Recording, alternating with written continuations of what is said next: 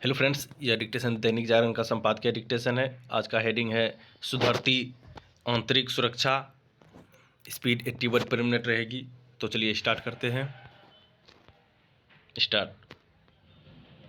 केंद्रीय गृह मंत्री अमित शाह ने हैदराबाद में भारतीय पुलिस सेवा के प्रशिक्षु अधिकारियों को संबोधित करते हुए यह सही कहा कि उनकी सरकार ने आतंकवाद के विरुद्ध जो कठोर नीति अपना रखी है उसके कारण ही उस पर लगाम लगी है।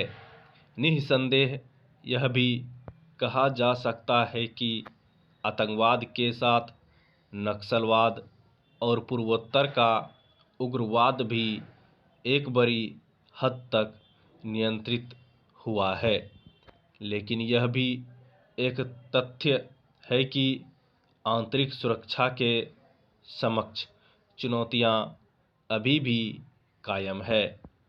यह चुनौती अतिवादी संगठन पॉपुलर फ्रंट ऑफ इंडिया यानी पीएफआई पर पाबंदी लगाने और उसके सदस्यों की धरपकड़ के बाद भी कायम है।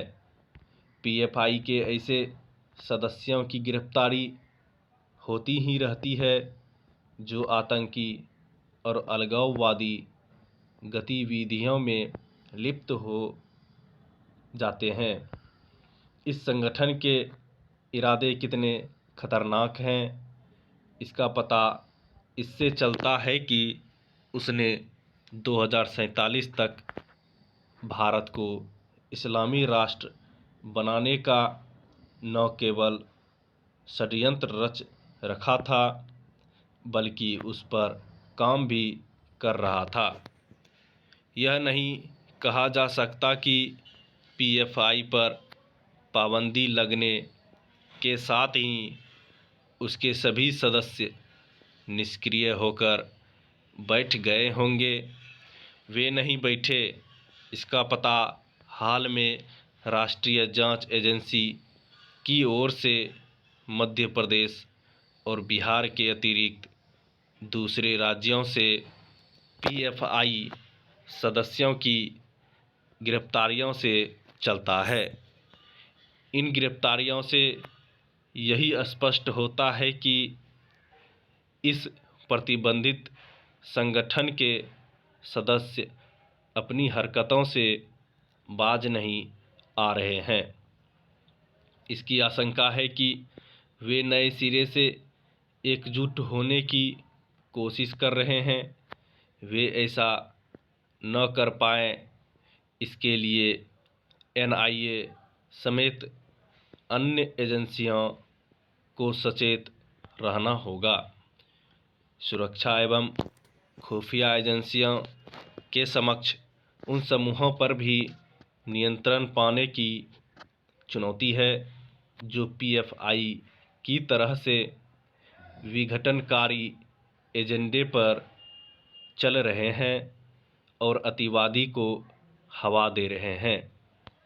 इनमें से कुछ समूहों के तार दूसरे देशों के आतंकी संगठनों से भी जुड़े हुए हैं। इन समूहों की सक्रियता का कारण यह है कि युवाओं को बरगलाकर अतिवाद के रास्ते पर ले जाने वालों को नियंत्रित नहीं किया जा सका है। इसी कारण रह रहकर ऐसे युवा पकड़े जाते रहते हैं जो अलकायदा अथवा इस्लामिक स्टेट से जुड़ने या फिर उनके लिए काम करने को तत्पर रहते हैं। स्पष्ट है कि आतंकी तत्वों के साथ उन्हें अतिवादी का पाठ पढ़ाने वालों की निगरानी बढ़ाने की आवश्यकता है। ऐसी ही आवश्यकता नक्सली और अलगाववादी संगठनों के मामलों में भी है। निश्चित रूप से ऐसे संगठनों की ताकत कम हुई है, लेकिन वे यदाकदा सिर उठाते रहते हैं।